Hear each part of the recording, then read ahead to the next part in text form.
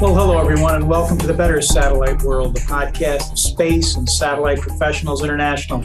I'm Lou Zacharilla.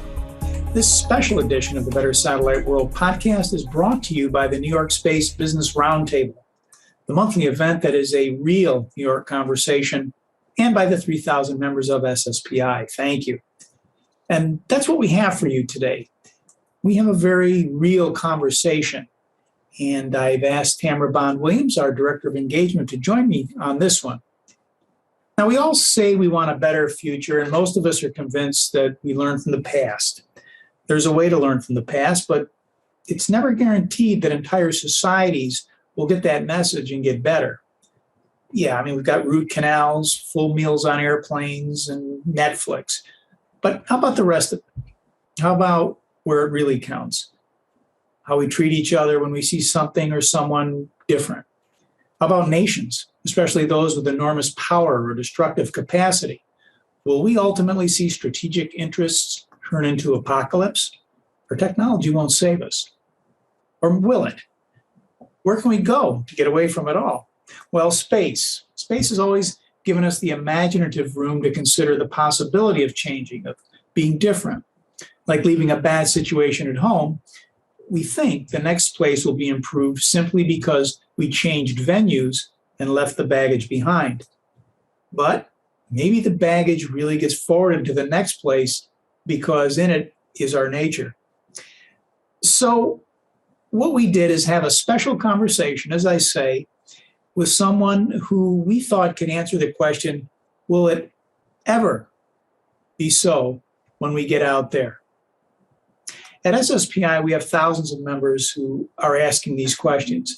They're asking it from the inside of an industry that is literally reshaping the prospects for our species. So this is not a casual conversation. And we cannot answer it through only the technological community, the traditional community. We needed to reach into other communities and perspectives. And so that's what we started to do here. That's why Cas Anvar was with us on November 7th, a writer, actor, and great friend of the industry, is an enthusiast for the Better Satellite World. Of course, you know him for his role as a Martian pilot in the Amazon hit series The Expanse. He offers unique credentials and is serving as the artistic world's spokesperson for the conversations that we need to have. So we spoke with him about how lessons from The Expanse might be applied to our thinking about space ethics, space communities, and explore how going through a dark night of the soul, personally or in space, can awaken a sense of human justice. Of note, Cas Anvar has appeared in many movies and TV appearances. He appeared in the 2013 movie Diana with Naomi Watts, which some of you also may have seen. As I said, Tamara Bond-Williams joined me in this conversation, and so let's get to it. Cas Anvar was welcome to the Better Satellite World. Cas, welcome. It's a pleasure to be here, Lou. I'm very honored to have been asked. Well, it's great to see you, and you look great. And also, Tamara Bond-Williams, our Director of Engagement. Hello, Tamara. Hi, Lou, and hi, Cas. Look at all that super color. Excited. Yeah, I'm excited to be here. I'm going to stop right there. I'm excited to be here. Oh. Okay, we're excited to have you. Hey, Cas, I'm going to start with a simple question. As I said, you mix it up with people in our industry, on the tech side, on the executive side, across the board. You're one of us. What's your take on where the commercial space and satellite industries are today overall? What are you seeing out there that we need to know? I'm gonna preface my answer with first just talking about SSPI. As you were talking, all these thoughts came flooding to me. I'm privileged to actually have been welcomed into the tech industry because of the work that I've done. I've always been a nerd and a space enthusiast and a science fiction lover, and I never dreamed I would be able to basically touch this world the way I have. It's an incredible thrill. It's a dream. One of the things that amazed me the most is because I was coming into it as an artist. And I got inundated with all the tech, inundated with all the science, inundated with all the passion of these incredibly intelligent, hardworking people, which over the course of the years, I've discovered so mirror us artists. The path of the scientist, I went into this not knowing this was going to happen, but I've discovered that scientists and artists are like brother and sister. We are both hardworking, passionate, driven for a truth. One of us is a spiritual truth. One of us is a scientific truth. We work our asses off. We don't get paid a lot of money. We can spend our entire lives going for a dream, which we never even get to see it realized, and it's passed on to our successors. And ultimately, our only reward is having an impact on the world around us. It really is, the scientist is really a craftsman or a craftswoman or a craftsperson. So I went into this world, and I remember walking down the street, and I talked to two people. One was, I don't know if you guys have like a nickname for the, I don't know, the big three, the people, the billionaires who are kind of creating the first highways into space. But I was talking to one of them at an event, and I was amazed by all the tech and the discoveries and the innovation. And I said, because it's the first thing that came to me, I said, is anyone here working on the spiritual side of things? Like, is anybody in this industry working on what's going to happen when we're out there and isolated? What's going to happen when we don't have a sunset and a sunrise and a tree and grass and water and fresh air and people and animals and everything that makes us human and what we're used to? There's going to be a huge psychological, spiritual impact on people who are going to be doing that for extended periods of time. I said, is anyone working on that? And I was all excited. And the person who looked at me and just said, nope, and went back to the event at hand. And I asked the same question when I was walking down the street with Rick Tumlinson, who many people may know from I was participating in the Space Cowboy Ball at that time. And I asked him this question. We were walking to dinner, and he stopped in his tracks, and he looked at me and he went, you and I are going to be friends. Because I had unknowingly stumbled upon his secret passion, which is to find and develop and evolve the spiritual side of the space industry, and to call people out and bring attention to it and educate. And one thing about SSPI, which I discovered, which I was not expecting, was that you guys embody that. The satellite industry is an incredibly exciting industry, and it's kind of like a catch-all for all the new science. Everything is under this umbrella. And somehow SSPI has decided to embrace that, but is hardcore driving at the human factor. And I can't say enough about how much I respect and admire that, because it's not obvious. It's not an obvious direction to go. So that's my overly elaborate prologue to your question. Where do I think we are? I'm both thrilled and terrified about where we are. As I said, I'm amazed at the technology I'm seeing. I'm amazed at the innovation. It's mind-blowing. I've seen, drones the size of dragonflies. I've seen microwave technology meant to extract ice from the moon's surface. I've seen 3D printing of an entire rocket fuselage in under 2 days. Like, it's unbelievable, the technology and the science that I've seen in just a few years of having been kind of allowed to poke my head into this bubble. And I'm simultaneously terrified by that very same thing. The absolute unbelievable speed at which we are advancing technologically, the hurdles we are overleaping technologically, the speed that we are driving into new horizons without what I just mentioned, the spiritual and human development to accompany it. Yeah. And Cas, before I turn it over to Tamara, I mean, it's a great point, and it is something that we do try to take up at SSPI, and thank you for pointing that out, because we think, as an industry, we need that balance. We need to address that. But it's interesting. We've got so many successful companies and corporations and startups. It's magnificent what's happening. And the bottom line will always be what it is in our society, and thank goodness for it. There's a little argument. It's an effective way to create wealth and distribute it across an economy. But I think what you're suggesting is that the bottom line for a new civilization or experience may need to look a little different. Am I hearing you different? Yeah. Okay. No, absolutely. I can't pinpoint where it happened in history. Obviously, the Industrial Revolution has a huge part to play in it. But even within my lifetime, there was a shift where it went from kind of human beings interacting with each other, human beings taking pride in what they do, and then, as you said, the bottom line, becoming the all-powerful God that everyone listens to, everyone, even if we don't want to. Even in my industry, in every single industry, the bottom line, money, is the ultimate guardian of where we're heading. And it didn't used to be like that. It's incredibly dangerous. We have, as a world and as a species, we have been gaslit into believing there is no other way. There's no other way that one can survive without this hardcore capitalistic profit bottom line mentality. And don't get me wrong, because I believe in capitalism. I do believe in capitalism. I believe in conscientious capitalism.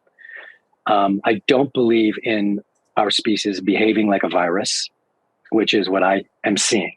I feel like the human species has become a virus in the sense that the virus is not a very successful life model. You might think it is because of what we've just gone through with the pandemic, but the virus ultimately exploits and destroys its resources and then hops to a new host. And then that's how it propagates. So if you have 8 billion hosts, you're rocking. And by the time you're in danger of dying out, there's going to be another billion hosts to hop to. If you have one host, like the planet Earth, you don't behave like a virus and destroy and ravage your planet, because you can't hop to another planet. And that's why I feel like everyone is scrambling for the moon and scrambling for Mars, because it's starting to become part of our consciousness that, oh my God, us viruses are destroying our host. And instead of becoming symbiotes, instead of becoming a mutually beneficial organic dynamic with our planet, we are trying to find a new host, which I feel is problematic thinking. And when you say to me, like when people say to me, well, you're being naive, you're being unrealistic, the world has evolved, blah, blah, blah. I'm like, there are a whole massive group of people that existed before us that were in balance with our planet, the indigenous people. And they have an entire society, an entire culture that was in balance. And it worked for thousands and thousands of years. So you can't tell me there is only one way to be, because the animal world, the indigenous world, everything was in balance at one point. We weren't destroying the planet. We were in harmony. So we have to recognize this viral thinking and re-incentivize ourselves. It's an incredibly difficult task to accomplish. Well, I was going to say, not because, you and I could go on for hours like this, but my next question would be, okay, so how do you do it? I mean, before we went on today, you said, I just got through meditating. It's amazing to me how many people in our industry follow the spiritual path, the meditative path. Mm-hmm. We just Which did a show really on impressed me, actually. Yeah. Yeah, it was great over the summer. I mean, Nicole Stott, our friend Dylan Taylor, a whole bunch of others. And so we're going to talk about how not to be the expanse. Because that script really was exactly what you're talking about here. But before I do that, Tamara's been waiting patiently, and I know she's got a question for you. Sure. But let me just. I just want to pick up a little bit on something that you were mentioning, Cas, about not being in balance with our planet, right?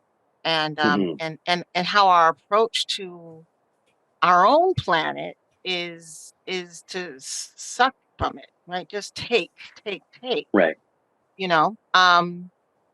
And so I have two questions. I'm going to ask a question I actually wrote, but I also have a question about just in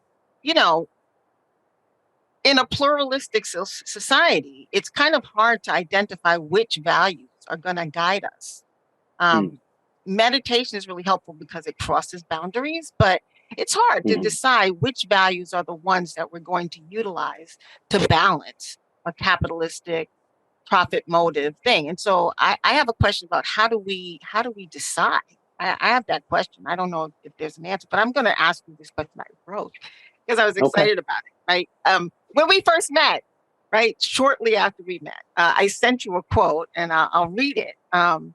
It's from the Baha'i faith, and that's how we both found out that we shared a faith. It says, know thou that every fixed star hath its own planets, and every planet its own creatures. So now I'm reframing it, right? Thinking about our own planet and thinking about going to other planets. What does that say to you about how we should approach planetary I remember involvement? I remember you saying this, and it didn't strike me back then the way it just struck me now, because I got goosebumps when you read it because of what we've just been talking about.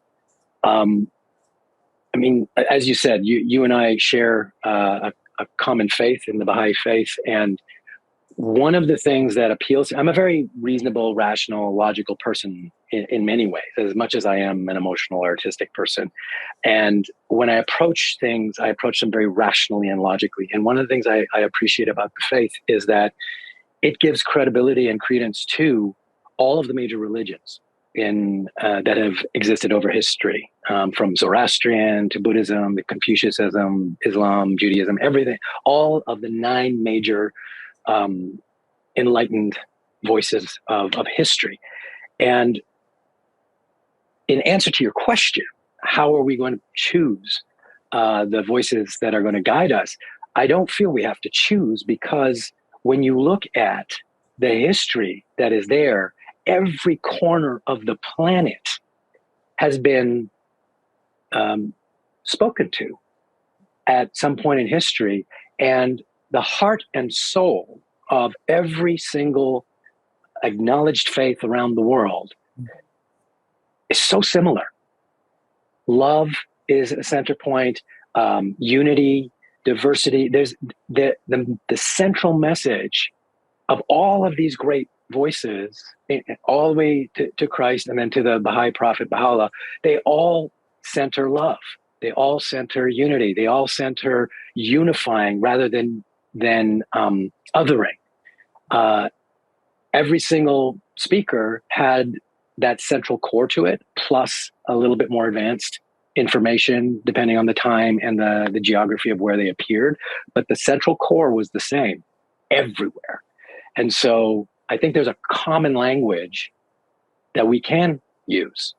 It's kind of like saying, what language are we going to use when we study the universe with science? And I'm like, you're going to use math. Math is the language that everybody uses. It doesn't matter if you're in astrophysics. It doesn't matter if you're an engineer. It doesn't matter if you're building something or creating something or stuttering a black hole. Math. And, I have a personal opinion that math is actually the language of God, because everything can be explained through math. Incredibly complicated formulas there, obviously, but I don't see it as a conflict, that science and spirituality. I think it's beautiful. Like, I think mathematics are absolutely beautiful, the math of a rainbow. So to answer your question, I think it's already in place. I don't think we have to look for it. I think we have to be open to it. Well, so the question from there, Cas, is, well, first of all, if math is the language of God, it explains, I failed it. So I've got a lot of work to do. That's why I'm an English major. I bet you didn't.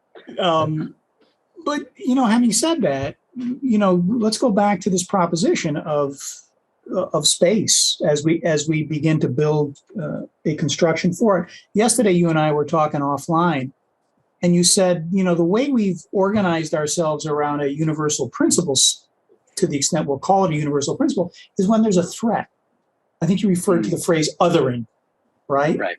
Which means, that is the best we can do in terms of organizing ourselves against the universal threat. And being a Catholic, I understand that there's still 7 deadly sins that need to be dealt with, right? Right. And one of them is greed, envy, lust. Those are three. Yep. Three of my favorite. So having said that, looking now at the industry, looking at the people that are in it, I think we've got the most unique people in any business in our industry. Do you see a way of bringing what you basically describe as the wisdom traditions of the world to the point where they function like a positive virus, so that we're not defending ourselves against attack all the time, but we're moving forward and attacking with our goodness? Because that's kind of, again, as I watch The Expanse, that was where it didn't go. How do we use this inherent potential weakness that is kind of hardwired into the human race for good, I think is what you're saying, because I agree with you. Yeah, you acknowledge the weakness, first of all, right? The weakness is that the human species, and this is my opinion, right? I'm not an anthropologist or an entomologist or any of those ologists, but my observation of the human species over history has been that we are inescapably bound to our quick ability to hate and aggress. And it's how we survived. And that is what has kept us alive. We're an aggressive cancer. We can outlive and outlast and outfight the healthy tissue around us until we kill the host, until we suck it of all its resources and kill the host. But until then, we're powerful. We're aggressive. We will dominate. How do we change from being an incredibly powerful cancer to, like I suggested, a symbiotic organism that works in harmony with our host? And it actually beautifully kind of just feathers into what you're trying to talk about with regards to meditation. How does that benefit this community? What I've found about meditation, because I've actually gotten into it over the last few years for my own personal needs, fear is the mind killer. Humanity is incredibly prone to fear. We get scared of everything. And fear very quickly transposes to anger and hate. And anger and hate are very easy to act on. Super easy. You just click into your animal, kind of your hypothalamus, and you allow your instincts to just attack and destroy. It's very easy to destroy. Fear is the mind killer, and fear is the creator of this viral thinking. Meditation, I have learned, addresses the fear and brings us and grounds us to allow this fear to exist and then to be acknowledged, faced, and then dissipate. So what you are left with is not this anxious feeling of fear. It's a aware acknowledgement of whatever it is that's challenging you without this emotional fight or flight, panicked, instinctive knee-jerk reaction being needed that you need to respond to it instantaneously. Meditation elevates us. Meditation calms this fear and allows us to face whatever it is that's causing us the stress clearly. It's kind of like if you're thrashing in the water and there's a shark. You can thrash and scream and cry, and then you're going to create so much frenzy and froth that the shark's going to be attracted to you and drag you down. But if you're able to calm yourself, go below the surface, face the shark, and then just backward, just disappear from it and avoid, you can literally escape death through not allowing that fear to take over. Yeah. And human beings don't do that very well. We just don't. And it's a great point. I remember the director, Oliver Stone, who also meditates, speaking at the 92nd Street Y here in New York, where I am. I believe it. And he said, he was referring to meditation. And he said, I'm an angry guy. I went through Vietnam. I had a lot of issues. He said that the virtue of meditation for me is that when I see that anger, because that's my thing. When I see that thing coming, he said, now I'm able to deflect it. Right. That he didn't say he got rid of it. He didn't say he was no longer an angry guy, but he said, now I can push it aside. And I think, again, what we're saying here is we're going to have to figure out a way to develop the tools to get out there and to bring a different part of ourselves in prominence And how do these new societies. And what scares me, because at the beginning you said, how do I feel? And I said, thrilled and terrified. What scares me is that we as a society have, and I'm going to keep saying this word, we've gaslit ourselves with constant repetition. The media, social media, television, we are being hammered with the repeat of words, repeat of phrases, repeat of situations, repeat of fears. When human beings, when something is repeated enough, we are almost incapable of not believing it. It's part of how we are built. We literally have to build up a defense mechanism and that's what critical thinkers are. We literally have to put up barriers to not be influenced by repetition. And unfortunately, not everybody has that knowledge or that ability to do that. So they are completely impacted by the repetition and repetition and repetition that is being told to us about, the state of the world, the fear, who to hate, who not to hate, money, finances, economy, like so much panic. And if we look back in history, there are some really good examples where that fear and panic and irrational energy and emotion was abused and exploited.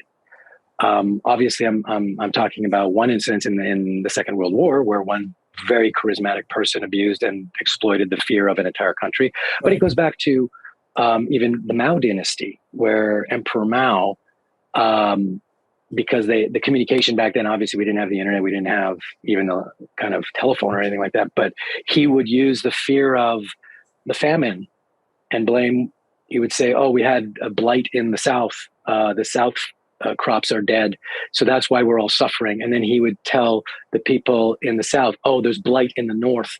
The North crops are dead. That's why we're suffering because of the North. So the North and the South, he just had them going at each other and hating each other and so afraid. And the truth of the matter is he was harvesting and hoarding the crops for the nobility.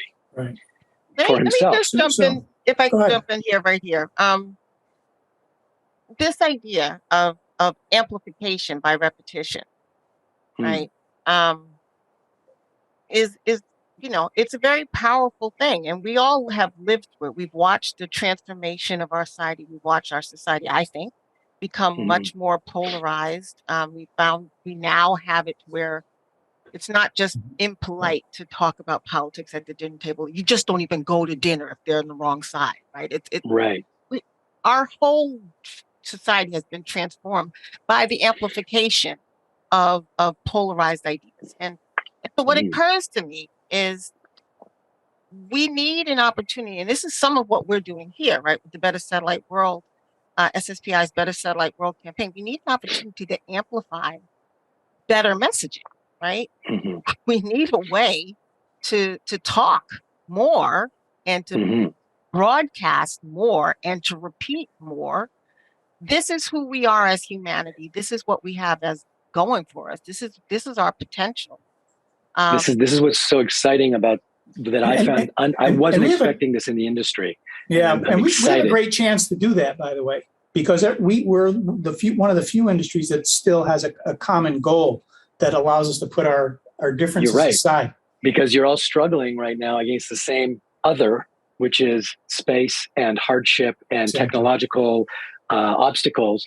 You guys are all unified. You guys are all unified against a common enemy, which happens to not be human. And that's awesome.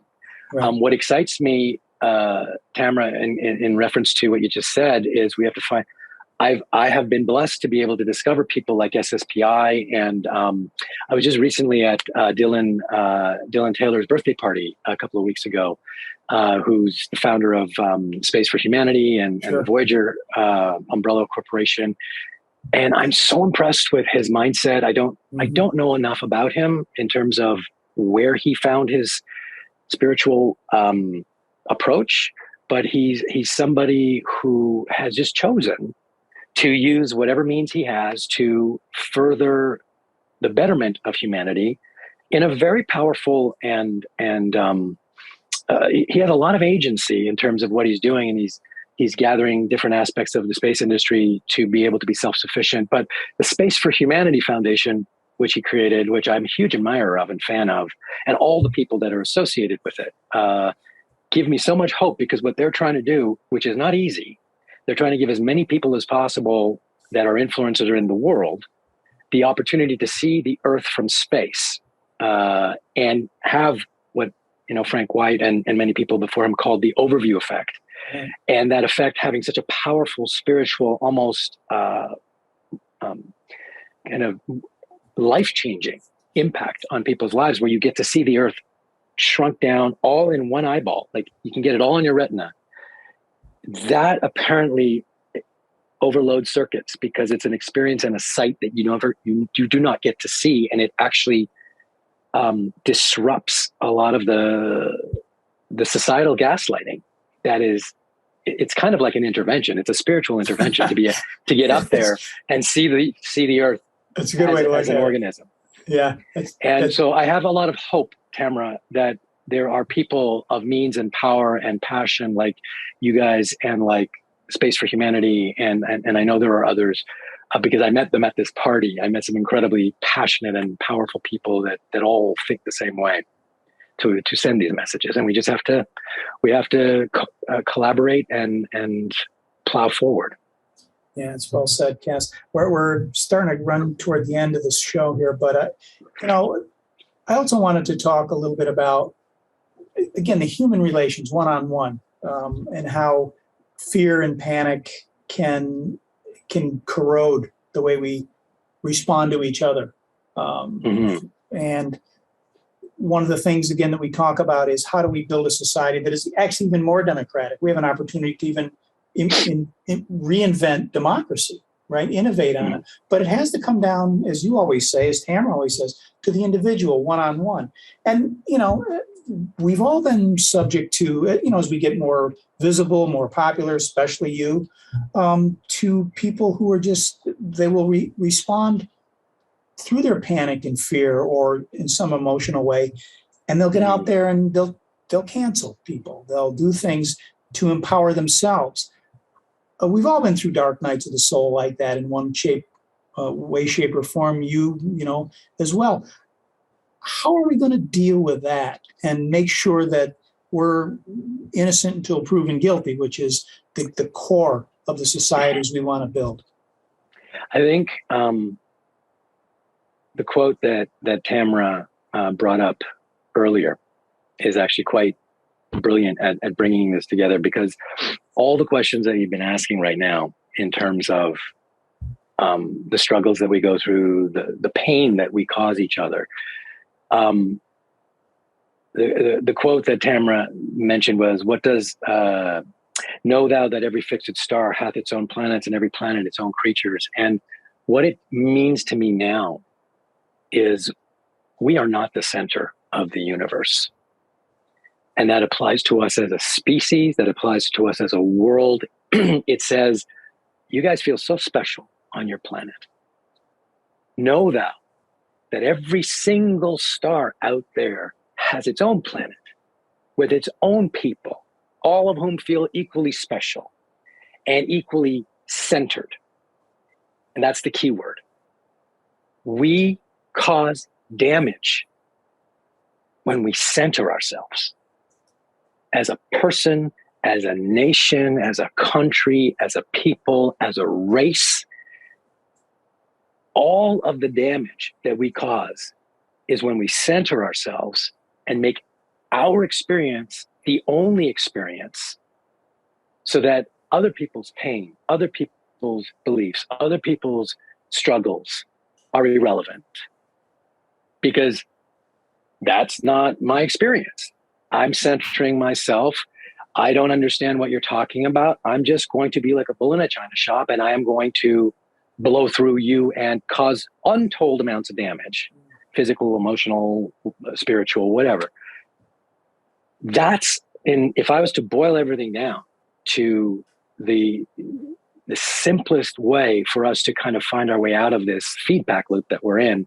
And I think you mentioned this at one point, which I loved the expression. You said, we're in an epidemic of contempt. Yeah. It's because we are centering ourselves. And over the last 2-3 years, I have discovered my own journey. Just centering myself, like if I'm going to distill it down to just being an individual, a human being, just centering myself as a man, just centering myself as a male, and being unaware as a man what privilege I have, what power I have, what impact I have with my word or with this comment or this action or whatever. And not that even there's anything intentionally malicious in the thoughts or the words coming out. There's nothing malicious coming from behind me, but centering myself in that way does cause harm, because it makes me oblivious to what other people are going through. Right. And that can be extrapolated to ourselves as a society, to whatever nation you're from, whatever race you happen to belong to. If we stop centering ourselves, we can find our way out of this. I think that's the essence, as you were saying earlier, of the core of every wisdom tradition or method for surviving as communities. That you referred to Buddhism earlier. They have a phrase that says you have to understand that everything's transient, imperfect, and ownerless. Transient, imperfect, and ownerless. Once you get that, once you get over the depression that's the fact of life, you're able to actually expand and say, look, it really isn't all about me, is it? Even physically, the physics of it say that it's not. I'm imperfect. I'm impermanent, and I don't own anything. So what the hell am I doing? But awareness is fundamental there. And I'm aware that we're low on time, Tamara, so I'm going to give you the last question here. Yeah, I really appreciate this conversation. Cas, thank you for joining us with this conversation. I want to talk a little bit about what you just said. I want to ask about this idea of centering, right? And of course, I'm going to be annoying and say, I don't really think there are any such thing as races. I think there's the human race. I agree.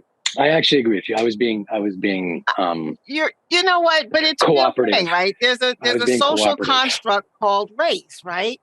But does it seem to you that that if we center our commonality, that would be a place where we could make rapid change? And I'm saying this, Cas, because holy Christmas, you were talking about all of the technological events. We're going to the moon. It's crazy. We're going to Mars. We're going. And, it's almost magic. It's almost magic. Humans need to catch up to our own technological advancement. So, is that a source? Is our centering our commonality, is that a source? Yeah, absolutely. It is a source. The problem, again, the pandemic for me was a huge eye opener. The pandemic for me was an incredible opportunity. If you remember the first 8 months, the world united on a common threat. We stopped hating each other and we started hating a virus, and it had the power to kill us. So our self-defense mechanism, our human instinct, all came together, and we centered on our commonality, which was survival. And we needed every part of the planet to be working in harmony to develop a vaccine way quicker than ever possible in the past, because we were all in danger of dying, because we didn't know the intensity and the extreme and who was susceptible and who wasn't. We didn't know the details of the virus. It was a beautiful, and I'm not saying the tragedies that came out of the virus was beautiful, but the response from the human race was beautiful. We watched the planet heal itself. We watched, the pollution over China disappear. We watched the canals in Venice clear up and dolphins return. We watched working from home start to happen. And all of a sudden, this crazy capitalistic society that we lived in, where burning petroleum and creating huge carbon footprints, guess what? It's not actually necessary to survive. I watched my garbage output drop from 2 bags a week to a quarter of a bag every 2 weeks. Like, it was an amazing, beautiful, hopeful experience. And then we started to get tired and scared and frustrated about being locked inside. And then we started running out of things to focus on and on things to do. And then the horrible tragedy of the murder of George Floyd took place. And all of that pent up human rage and just fed up with everything was released. And the entire planet went insane. And I don't mean that in a negative way. They activated. And then that followed through into, like, it was like a snowball.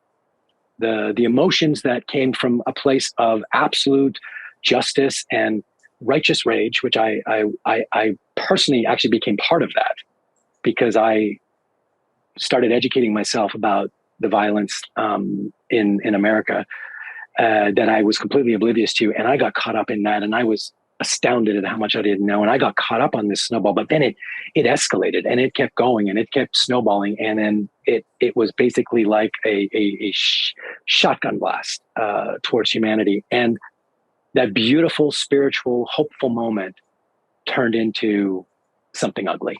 And our leaders came out and started blaming the virus on people and started weaponizing people against people. And I got to see from my kind of little quiet little place where I was just listening, the best and the worst of humanity, like the best aspects and the worst aspects of who we are.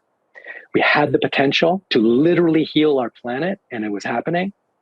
And then we chose to follow the path of fear and hate, and to react. So to answer your question, yes, it is possible, but we have to, and I'm not exactly sure how to do this, we have to address this universally human concept of fear.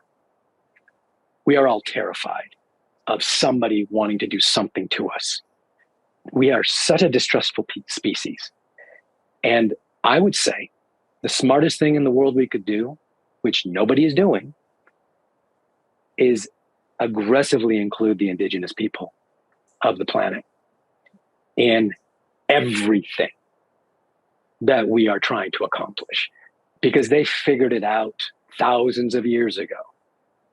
You don't see them doing the things that we are catching ourselves up in. They're kind of watching us and going, damn, like that's messed up.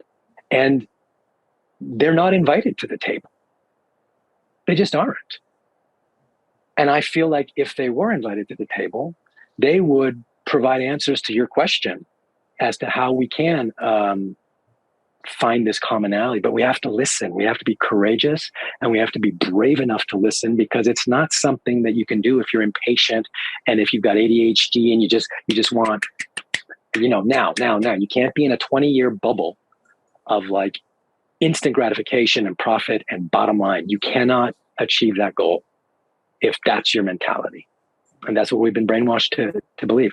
Bring the indigenous people into this equation.